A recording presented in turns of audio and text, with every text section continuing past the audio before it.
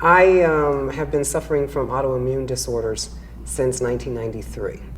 And there's a long list of them. I don't know how much you know about autoimmune, but it can just come in all sorts of forms and fashions and conditions. So I've had blood disorders, has been the key part of this whole thing. And one of them, which I can really attest to about the medical marijuana, is something called ITP. I will not attempt to give you the medical pronunciation of that. But ITP basically means that my immune system destroys my blood platelets, which means that my blood will not clot. So if my platelets drop too low, I'm in danger of bleeding or hemorrhaging to death.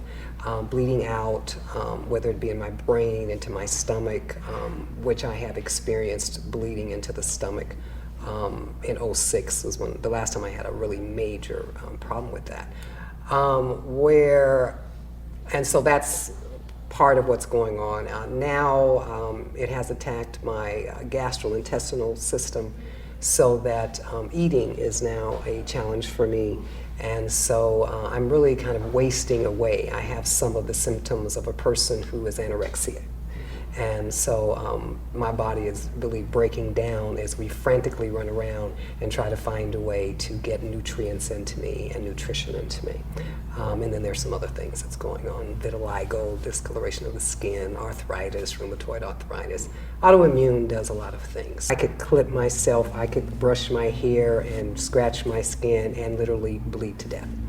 I was having a lot of trouble keeping the platelets up. The medical community was giving me all sorts of medications. One that turned out to be a experimental chemotherapy, I found out later, and could not keep my platelets up. We could never get them up more than about 8,000. So this is in '06, beginning of '07. My daughter says to me, "Mother, I think that you should smoke marijuana." Well, to be very honest with you, I had not smoked in well over 20-some years, since I was a crazy person running around in college having fun and getting my party on. So I was really very much against that whole thing and did not do that. I'm running to the doctor every week. They cannot get my platelets up. They cannot get them up. We are scared to death that I am going to cut myself or bleed out. I do end up bleeding out into my stomach, and I end up being in intensive care for about 4 or 5 days. Blood transfusions, things of that nature. Still couldn't get them up above 8,000. Finally, I did come across a lady who had lupus. She's doing my hair. She's having some challenges. She kind of steps out the room, comes back, and she's fine. I need to ask her what she did. I come to find out she's using medical marijuana. I instantly go home and tell my daughter, okay, let's do this. Fortunately enough, I go to the doctor on Tuesdays. Every Tuesday I have blood tests. I'd had a blood test that Tuesday. This is like a Friday.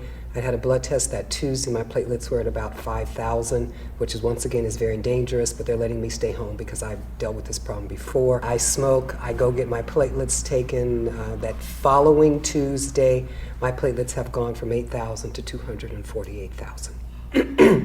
We are blown away. The guys here have just been very, very good. I've been with Peace and Medicine ever since they opened. From the very day that they opened, I was here for their grand opening and met everyone, and they have been very, very helpful in listening to my concerns and my condition, my pain and different types of symptoms, and then coming up with those strains and those recommendations that assist me. I work a little part-time job where I'm a receptionist.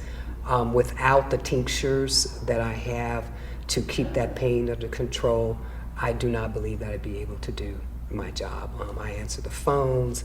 I'm dealing with the public a lot, so I need to be smiling and looking pleasant and not suffering and rolling over with pain. It really is about my body and the pain and me being able to function, me being able to stay balanced, to be able to think clearly, to keep my emotions in check, my physical ability to move in check, and the medical marijuana does an outstanding job of allowing me to do that.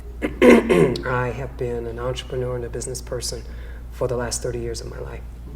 And so for these last 2 or 3 years, when I've not been able to do that, that's a challenge for me, for a person who's always moving around and doing things, and had been in the real estate business and had various businesses. It's challenging for me to be still and deal with this. So it's been helpful for the arthritis, the stomach in particular. I constantly have pain here, and so I wake up 2 and 3 times a night and have to deal with that pain. Smoking helps with that a lot when I'm in the privacy of my home. Like I said, the tinctures are very helpful when I have to be moving and going about, getting ready to take a trip and travel. So the tinctures are going to be very helpful. I've got about 12 hours of travel time that I'm going to be dealing with, so I'm looking at that. The edibles become real important. Even though I said I have an eating problem, I found a way to take those tinctures, put them into various foods, frozen banana chips, things like that, so that I can keep that soothing and calming. Without peace and medicine and the medical marijuana, I would not have any quality of life. None.